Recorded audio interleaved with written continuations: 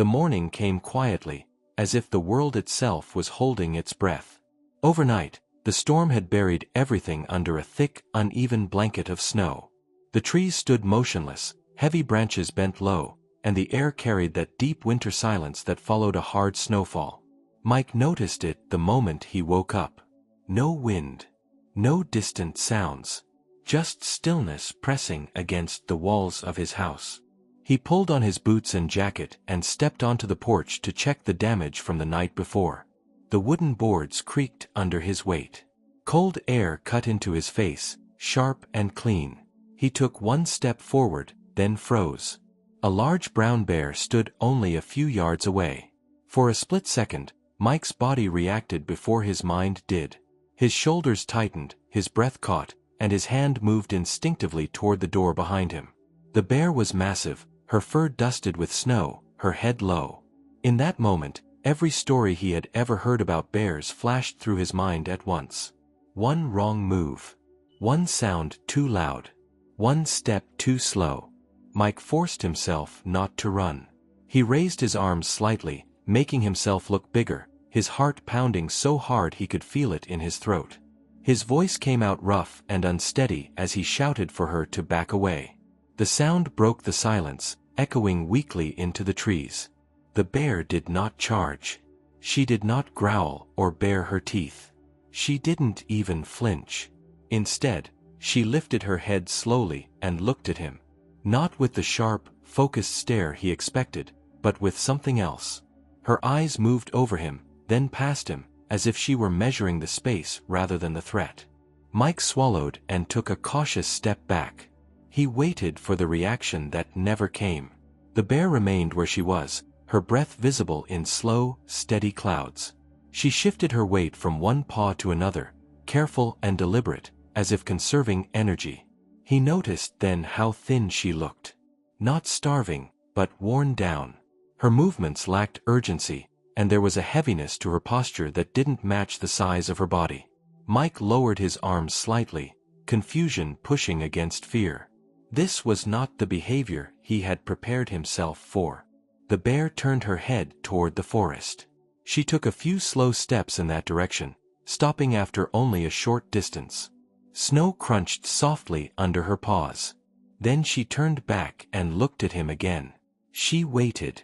Mike stood on the porch, the cold creeping through his boots, trying to make sense of what he was seeing. Bears didn't linger like this. They didn't approach houses after storms unless they were desperate for food. Yet she made no move toward the porch, no attempt to sniff the air or search for scraps. He spoke again, more quietly this time, telling her to go. His voice lacked the strength it had moments before. The bear's ears flicked at the sound, but she did not retreat. Instead, she took another step toward the trees and stopped once more, glancing back over her shoulder. Something tightened in Mike's chest. He realized then that she was not waiting for him to leave. She was waiting for him to follow. The thought felt absurd, and yet it refused to leave him. He searched her posture for signs of aggression and found none. No tension. No warning signals. Just patience. The kind that came from exhaustion, not dominance. Mike looked past her into the forest. Snow-covered ground stretched between the trees, broken only by fallen branches and uneven drifts left by the storm. Whatever she wanted him to see was out there, somewhere beyond the edge of his clearing. He took a slow breath and stepped forward off the porch.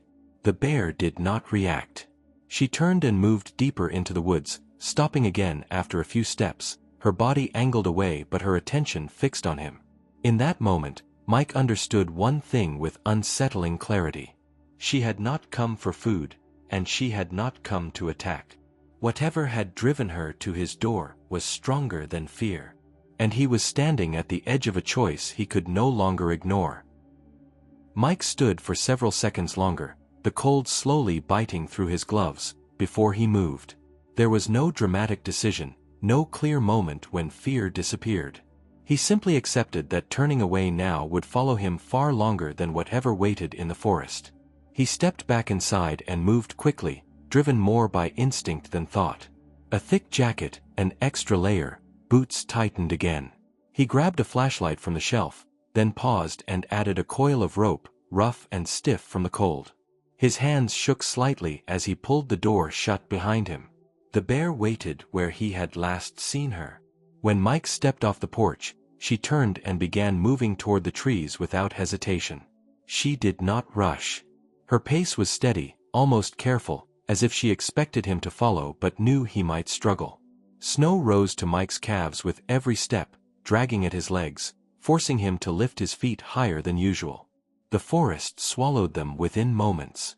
Branches bent low under the weight of fresh snow, brushing against Mike's shoulders and face. The ground was uneven, hidden beneath drifts that collapsed without warning. He stumbled once, catching himself on a tree trunk, his breath sharp and loud in the quiet woods. Ahead of him, the bear stopped and turned her head, watching until he regained his footing. She did not leave him behind.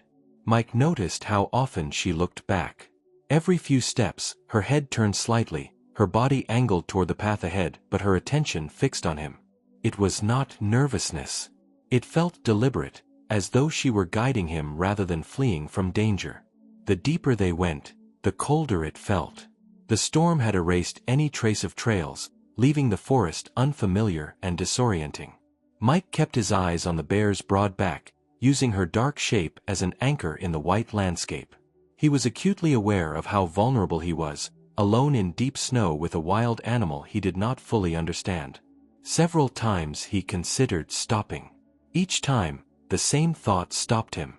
Whatever had brought the bear to his porch had pushed her beyond caution. Turning back now felt like abandoning something unfinished, something already set in motion. They reached a narrow clearing where the snow lay deeper, piled high against fallen branches and broken trunks. The bear slowed, then stopped completely. She lowered her head and stood still, her breath coming faster now. Mike raised the flashlight and swept the beam across the ground. Snow reflected the light in dull flashes, revealing nothing but uneven mounds and shadows. He took a few careful steps forward, listening. At first, there was only the sound of his own breathing. Then he heard it. A faint noise, barely more than a vibration beneath the silence. It came again, weak and broken, carried through the snow rather than the air. Mike froze, his heart hammering as he tried to pinpoint the source.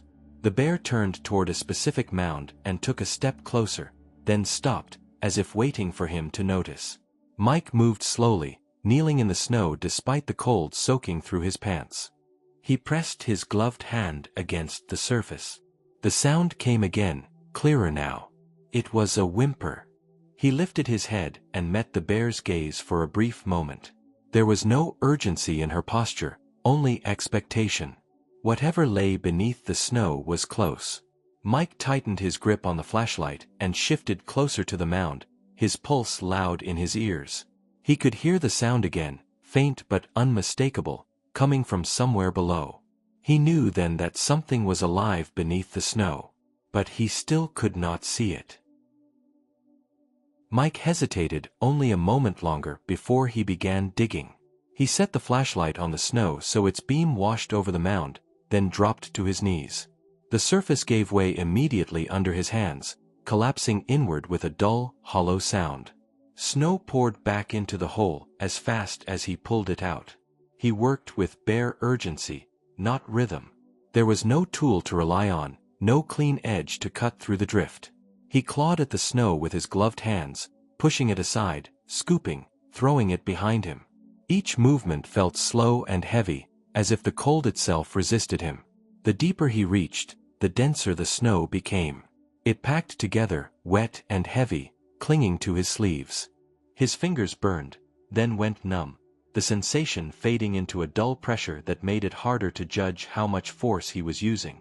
Snow slid back into the hole, undoing his progress, forcing him to dig the same space again and again. Behind him, the bear did not move. Mike could feel her presence without looking. She stood several steps away, her silhouette dark against the white ground. She did not approach. She did not interfere. Her head was lowered, her body still, as if she understood that this part did not belong to her. The sound came again. This time it was clearer, closer, no longer just a vibration through the snow. It was weak and uneven, breaking off as if whatever made it lacked the strength to finish. Mike leaned forward, ignoring the cold seeping through his knees, and dug faster. His hand struck something soft. He froze, then carefully brushed snow away with slower movements. A small shape emerged beneath his fingers, formatted and stiff with frost. The cub was tiny, far smaller than he had expected, its body curled inward. Its chest moved, barely, shallow and uneven. Mike let out a breath he hadn't realized he was holding. He cleared more snow, exposing the cub's head and shoulders. The animal made a faint sound, a broken whimper that faded almost as soon as it appeared. Mike slid one hand beneath its body, feeling how light it was, how cold. Then he saw the second cub. It lay just beside the first, half buried, its position unnatural. Mike pulled snow away quickly, his movements less careful now. The cub did not respond. Its body was rigid, its fur visible beneath a thin crust of ice. He pressed his fingers gently against its side, searching for movement. There was nothing. Mike sat back on his heels, snow soaking through his clothes, the weight of the moment settling heavily on his chest. Two cubs. One barely holding on. One silent. He glanced toward the bear. She had not come closer, but her posture had changed. Her head was raised now, her gaze fixed on the spot where Mike knelt. She did not make a sound. She did not rush forward. There was no panic in her stance, only stillness that felt strained, as if held together by effort alone. Mike looked back at the cubs. Leaving them here was not an option. The cold had already taken too much. Even the one that still breathed would not last long in the open air. The storm had packed the snow so tightly that returning it to its shelter would bury it alive. He slid both hands beneath the living cub, lifting it carefully against his chest. The cub's body trembled once, then went still again, its breath shallow and weak. Mike reached for the second cub, hesitating only briefly before lifting it as well. The weight was almost nothing. Mike rose slowly, his legs stiff, his arms full. He met the bear's eyes again, searching for a reaction, for anything that told him he was doing the right thing. She held his gaze for a long moment, then lowered her head slightly. It was not approval. It was trust. Mike turned back toward the path they had come from, the forest suddenly feeling farther away than before. He understood now with absolute clarity that staying was the same as giving up. If he left them here, he would lose them both. The walk back felt longer than the way in. Mike moved carefully, every step measured, his arms tight around the small bodies pressed to his chest. Snow clung to his jacket and soaked through his sleeves, but he barely noticed. His attention stayed fixed on the faint rise and fall beneath his hands. The bear followed at a short distance. She did not crowd him or try to take the cubs back. She stayed behind, matching his pace, stopping whenever he stopped. When he stumbled once, nearly losing his balance, she halted immediately, waiting until he steadied himself again. The forest seemed quieter now, as if even the snow had settled into watchfulness. By the time the house came into view, Mike's arms burned and his breath came hard. He pushed the door open with his shoulder and stepped inside, letting the warmth hit his face all at once. The door shut behind him with a dull thud, sealing out the cold. He moved quickly. Mike laid the cubs down on a thick blanket near the fireplace. The room was dim, lit only by the pale light filtering through the windows. He knelt and checked them again, his fingers stiff and clumsy. The smaller cub's chest still moved, shallow and uneven. The second remained frighteningly still. He went for his phone. There was no signal. Mike tried again, moving from room to room, holding the phone higher, then lower, restarting it once out of habit rather than hope. The storm had taken the roads and the connection with it. Whatever had happened to the tower or the lines, help was not coming today. He stood there for a moment, phone in hand, the reality settling in. No veterinarian. No rescue team. No instructions beyond what he could remember and what his instincts told him. The responsibility rested entirely with him. Mike turned back to the fireplace and set to work. He stacked dry wood carefully, hands moving faster now despite the numbness. When the first flame caught, he crouched close, feeding it until the fire took hold. Warmth spread slowly through the room, pushing back the cold inch by inch. He brought the cubs closer, careful not to place them too near the heat. He wrapped them in another blanket, then another, leaving their faces exposed. He rubbed their bodies gently through the fabric, trying to encourage circulation without being rough. The smaller cub responded first. Its body felt less rigid beneath his hands, the cold easing just enough to notice. Mike leaned closer, watching for movement. After a long moment, the cub shifted slightly, a tiny adjustment that sent a rush of relief through his chest. The second cub did not move. Mike pressed his fingers against its side again, searching for any sign he might have missed. There was nothing. He kept working anyway, rubbing its limbs, holding it close to the warmth, refusing to accept stillness as final. A sound at the door made him look up. The bear stood on the porch. She sat back on her haunches just beyond the threshold, snow melting slowly beneath her weight. She did not try to enter. Her eyes followed Mike's movements through the glass, steady and unblinking. When he shifted the cubs closer to the fire, her head tilted slightly, as if tracking each motion. Mike opened the door a crack, letting cold air spill back inside. He spoke quietly, his voice low and calm, though he wasn't sure why. The bear did not respond. She remained where she was, her presence heavy but controlled, as if the porch marked a boundary she would not cross. Hours passed. The fire needed constant attention. Mike fed it again and again, the rhythm giving him something to hold on to. The living cub's breathing grew more regular, its body warmer now against his palms. He adjusted the blankets, careful not to smother it.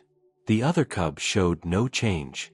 As night pressed against the windows, Mike sat on the floor beside the fireplace, both cubs cradled close. Outside, the bear remained on the porch, unmoving, her silhouette framed by falling darkness. One cub was warming. The other was not. Night settled slowly, not all at once, but in layers. The light outside faded until the windows turned into dark mirrors, reflecting the glow of the fire and the shape of a man sitting on the floor. Mike had not moved from that spot for hours.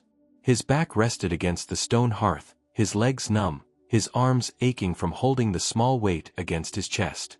He did not try to sleep. Every few minutes, he shifted, adjusting his grip, switching the cubs carefully.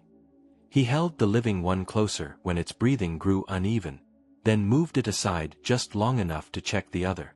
The second cub remained limp, its body cold in a way that felt wrong, unnatural beside the warmth of the fire.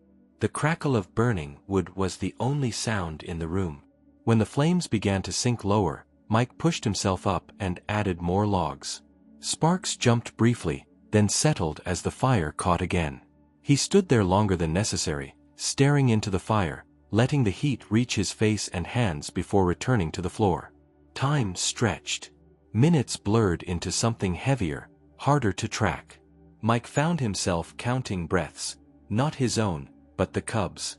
In, out. A pause that felt too long. Then another shallow rise of its chest. He leaned closer each time, listening, afraid that if he looked away the sound would stop. The other cub did not change. Mike rubbed its limbs again, slower now, less confident. He pressed his fingers gently against its side, then against its chest, searching for anything he might have missed before. The stillness answered him every time. He lowered his head for a moment, eyes closed, exhaustion pressing down hard. His shoulders slumped, and for the first time that night, doubt slipped in. Maybe he had waited too long. Maybe the cold had already taken what warmth could not give back. Outside, something shifted. Mike lifted his head and glanced toward the door. The bear was still there. He could see her shape through the glass, unmoving despite the falling snow. She had not lain down. She had not left. Her presence was constant, as steady as the fire he kept feeding. He looked back at the cubs. The living one stirred faintly, its nose twitching, its body pressing weakly against his jacket. Mike adjusted the blanket and held it closer, letting his own body heat add what the fire could not reach. The second cub remained silent. Hours passed this way. The fire dimmed and flared again. Mike's movements grew slower, his hands stiff, his eyes burning from lack of rest. He caught himself drifting, his thoughts slipping toward sleep, and forced himself awake by standing, pacing the room once before sitting back down. He checked the cub again. Nothing. Mike swallowed hard and looked toward the window. The darkness outside had thinned slightly, not yet dawn, but no longer complete night. The storm had eased, leaving the world suspended in pale gray. He leaned forward, preparing to move the cubs closer to the fire once more. That was when he felt it. A subtle shift beneath his hand. So small he almost dismissed it as his imagination, born from exhaustion and hope tangled together. He froze, barely breathing, afraid that any movement would break the moment. He waited. There it was again. A faint tremor. Not warmth. Not breath. But movement. Mike's pulse surged. He adjusted his grip, watching closely, his face inches from the small, still form. The cub's paw twitched, just once, then went still again. It was not enough to celebrate. But it was enough to stay awake. As the first weak light of morning pressed against the windows, Mike held both cubs close. Fear and hope balanced on the smallest sign that the night had not taken everything. Morning arrived quietly, without celebration. Pale light slipped through the windows, revealing a room scattered with blankets, empty cups, and ash near the hearth. Mike shifted carefully, his body stiff from the night spent on the floor. Both cubs rested against him now, wrapped together, their small forms rising and falling. They were alive. The second cub's movement was faint, uneven, but undeniable. Its chest lifted, paused, then lifted again. Mike watched it closely, afraid to trust what he saw until the pattern repeated. Relief did not come all at once. It settled slowly, like warmth returning to fingers after deep cold. He stood and stretched, joints protesting, then moved toward the door. When he opened it, cold air rushed in, sharp and clean. The bear was still there. She rose to her feet immediately. Mike stepped onto the porch, careful not to slip, and lowered himself to one knee. He held the cubs where she could see them, not reaching forward, not forcing the moment. The bear stopped several steps away, her nose lifting slightly as she took in their scent. She did not rush. Her eyes moved from one cub to the other, then back to Mike. He remained still, breathing shallowly, letting her decide what to do. After a long moment, she took a step closer, then another. She leaned forward just enough to touch one cub with her nose. The cub stirred. The bear exhaled slowly, a sound barely louder than the wind through the trees. She stepped back and sat down on the porch, her body relaxing for the first time since she had arrived. Mike understood then that it was time to prepare. He brought an old wooden box from the shed and lined it with dry hay. He added folded clothes, then his heavy coat, arranging everything into a shallow nest. He worked methodically, aware of the bear watching every movement, her head following him as he went back and forth. When the box was ready, Mike placed the cubs inside and set it near the door, sheltered from the wind. The cubs pressed against each other, their movements slow but steady. He stepped back, giving space. The bear approached without hesitation. She stood over the box, her body forming a barrier between the cubs and the open world. She did not look at Mike this time. Her focus was entirely on the small shapes beneath her. The first day passed quietly. Mike stayed inside, watching through the window. He brought water to the porch and left it at a distance, careful not to cross the invisible boundary the bear had set. She barely acknowledged him, her attention fixed on the cubs. The second day came and went much the same. Snow melted slowly beneath the bear's weight, leaving dark patches on the boards. She did not leave the porch, even when night fell again. On the third morning, Mike woke early and went to the window out of habit. The porch was empty. The box was gone. The snow beyond the steps was marked with tracks leading toward the forest. Mike stood there for a long moment, hands resting against the glass, his breath fogging the window. He did not follow. Whatever needed to be done had already been done. The porch felt different without them. The air was still cold, but the weight that had settled there over the past days was gone. Mike stepped outside slowly, his boots stopping where the wooden boards met the snow. He did not need to look far to understand what had happened. Tracks led away from the house. They were clear and deliberate, pressed deep into the fresh snow. One large set moved steadily forward, flanked by two smaller, uneven lines that wove and crossed with each step. The cubs' prints were clumsy, imperfect, interrupted where they stumbled and corrected themselves. Mike crouched and studied them in silence. He could tell which moments had been slow, where the bear had paused, where the cubs had struggled to keep up. The tracks turned toward the forest, slipping between the trees, narrowing until they blended into shadow. He did not follow. The thought came and went without struggle. Whatever part of him might have wanted one last look stayed quiet. The forest was no longer his place to enter. His role had ended at the edge of the porch. Mike straightened and let his eyes move across the clearing. Snow rested untouched beyond the trail, smooth and unbroken, as if nothing unusual had passed through the night. The house behind him stood silent, the fire inside reduced to a memory of warmth. There was no rush of triumph. No sense of victory waited for him. What remained was quieter than that. A steady awareness that the choices he had made were the only ones he could have lived with.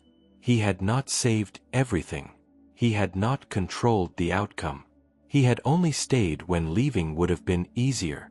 Mike turned back inside and closed the door. The house felt empty in a new way, not hollow, but calm. He moved through the rooms slowly, returning blankets, setting things back where they belonged. Each small task grounded him, marking the end of something intense and brief. Later, he stood by the window and looked out once more. The tracks were already softening, edges blurring as light snow fell again. Soon they would disappear completely, erased by the same winter that had nearly taken them. Mike rested his hand against the glass. There was no gesture waiting for him. No sign, no sound from the trees. If the bear felt gratitude, it remained where it belonged, unspoken and unseen. He stepped back and let the curtain fall. Outside, the forest closed in around the path it had reclaimed. Inside, the silence settled, gentle and complete. Mike knew then that some moments were not meant to be followed or explained. They were meant to be left exactly where they ended. Don't forget to subscribe so you won't miss new stories. And now just click the playlist or the next video on your screen.